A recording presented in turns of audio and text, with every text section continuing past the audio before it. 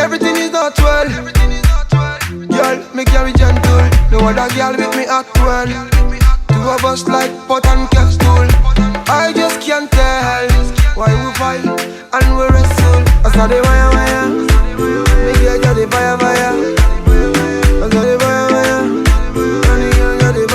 Hi guys, and welcome back to the Returnee. I'm here with Chinenye, gracing us with her presence on the Returneez today. Chinenye is also a returnee because obviously, I mean, this is the Returneez. How long have you been back in Nigeria? And yeah. Okay, it'll be 2 years in October. Okay. So I moved back October 14th. I lived in America. All your life, were you born there? No, I was born in Enugu, but Okay. I moved to the States. So I lived there for 17 or so. And the question, why did you move back to Nigeria? Why did I move Yeah, why did you move back? Oh my goodness, that's a long story. But in short, it had to do with what I studied. I studied international relations and law, but my focus was in development and human rights. So my geographical focus was Africa, and I really wanted to start at home. So I decided, Nigeria is definitely the best place for me to pursue my goals, my dreams. Nice. Yeah, sounds all glittery. 2 years now, right? Yes, So 2 years. in 2 years, how's the experience been? One word. One word. Humbling. Okay. Yes. Today's topic, we wanted to talk about dating in Nigeria, especially from a returnee's perspective. Obviously, we're back in Nigeria, and we're ladies, we're getting old. So obviously, dating's always on your minds, and you have to start thinking about marriage. Yes. Marriage, companionship, love. So like, what do you think about the dating scene in Nigeria? Like, what's it about? Is there nice candies? Let's let our audience know. Is there potentials? Like, I mean, you've been here for 2 years, so obviously you've dated. Yeah. But like, what would you say about, what's your perception on the dating? 100% honest. Yeah. Before coming back to Nigeria, all I knew was, Americanized, Nigerian Americans. And my perception of Nigerian guys in Nigeria were kind of like traditional, like, I want to make you my wife, like they don't exist. They don't. I thought they only wanted like housewives. They didn't want, modernized women that are working. I thought they wanted, no job, just kind of occupy the kitchen. Good girl. Yeah, I thought that's what. Just go and buy me food. Exactly, cook my food, rub my feet. That's what we thought.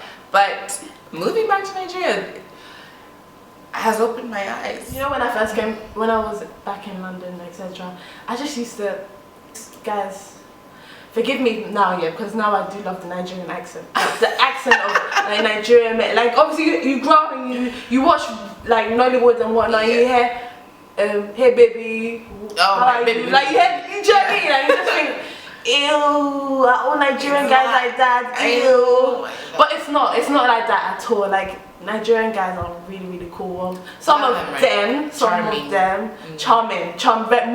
charming. Yeah, the British on another level. American, like seriously. Oh my, they'll literally tell you game. Like, you're the sun in my sky, the stars and moon in my night. Like, the game is another level here. You have to like be very conscious of it. Next thing you know, you're like, how did I end up? Yeah, exactly. Falling in love with like, what's your perception on the dating scene in Nigeria now? To be honest, okay, disclaimer, this is based on, our personal experiences. Yeah. So we don't want to overgeneralize. I would say it's definitely been challenging, extremely challenging, because what I've seen is that the society here is very image obsessed.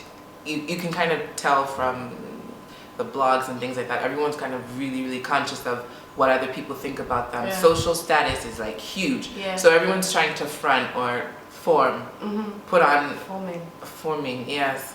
Wait, for people that don't understand what forming is. Well, my understanding of it is like my non-Nigerian subscribers. pretending to be something or someone that you're not really. So you could call it fronting, forming. Why you deform? Exactly. You deform now. And it's so common. It's like you don't really know who's genuine or who's being sincere and who's not. You don't know if the person that you're on a date with is who they say they are. And it's scary because, when you're looking for a mate, when you're looking for a partner, the last thing you want to do is deal with someone who's being dishonest or deceitful with you.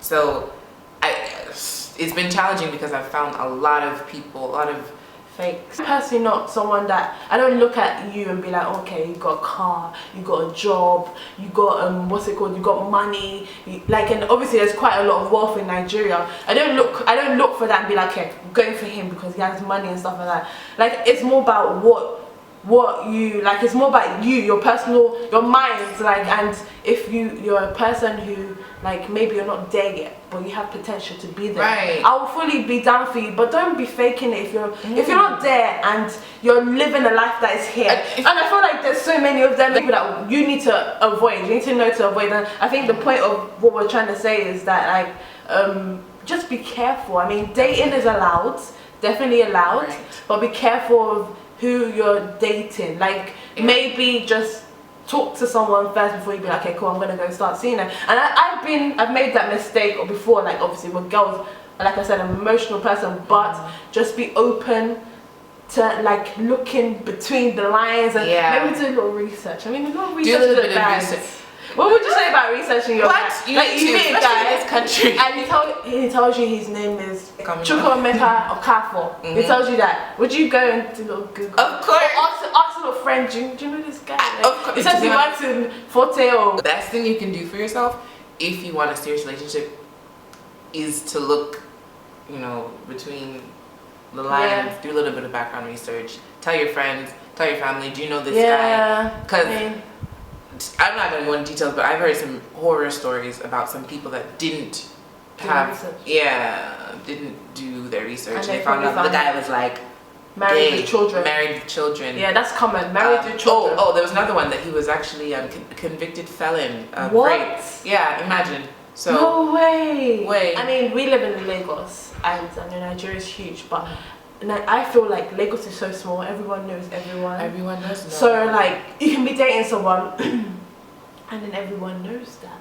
Yeah. And then maybe that doesn't work. You go to the next person, or you wanna, like, you meet someone else who you generally like, dating them, and everyone's thinking, okay, what are you dating? Like, everyone knows everyone. Like, that's the problem. Like, everyone's watching everyone. Exactly. Like, instead of just doing them. And I feel like dating's not, like, it shouldn't be a thing that you publicize. It's a personal thing. It's between you and that person.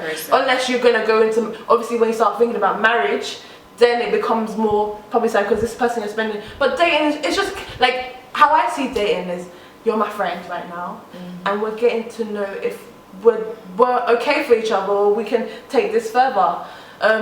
So yeah. We live in a traditionally male dominated society, so I think there's definitely a double standard that's sort of very prevalent in our culture. Like, you know, girls can't do certain things that men can. So in terms of dating, women, you know, we unfortunately, dating is about trial and error. So you're testing the waters, you're trying, you know, to see like who's the best fit for you. But for girls, you don't when we really say testing waters, like, guys, I mean, like, you don't have to open your leg to every guy, like, literally, or even any. You can just date and see and just speak to them as a friend, maybe go out on dates, but go out for lunch. Yeah, you're just trying to see if this is the person for you, or if it's just a friend. Exactly. So, but unfortunately for us girls, you know, it's kind of frowned upon to be dating, you know, multiple guys. Like, if you see a girl with one guy this weekend and another guy next weekend, another guy next weekend, then you get a name, or people start talking about it. Yeah, there's judgment being passed, you know. But for men, it's kind of encouraged, you know. How many can you try in one weekend? You know, it's definitely a double standard. Yeah, because I have a few perceptions in Nigeria that, and culture, like, there's a lot of things that may influence dating. Like, if you're focusing on the right things and focusing on you, I guess the right guy will eventually come for you. Like, so just do you, enjoy yourself, live life, like, focus on your business, success, the things that are important to you. Be happy. Like, who cares what anyone thinks? Like, generally. So we have this session on the Returneez where you rant, you get your time to rant about something that's been bothering you, or something that bothers. Obviously, we all know that as a returnee, it's a new environment. You're learning every day, and you're experiencing new things that you may not be used to, and which may annoy you or just frustrate you. So we want to hear, like, rant about. What's your rant? What do you have to say? Oh my goodness. Okay, so I recently traveled to my house in the States. I just just got back. I recently returned, and I noticed something upon arrival. Like once our plane landed, the staircase to sort of receive, you know, the passengers for us to come down wasn't working, or whatever excuse they gave, and it took about an hour for us. We stayed on the plane for another hour. It took about an hour to get another functioning staircase, and everyone was just joking, laughing, like, oh, well, this is Nigeria, what did you expect, welcome back, you know, welcome to Nigeria.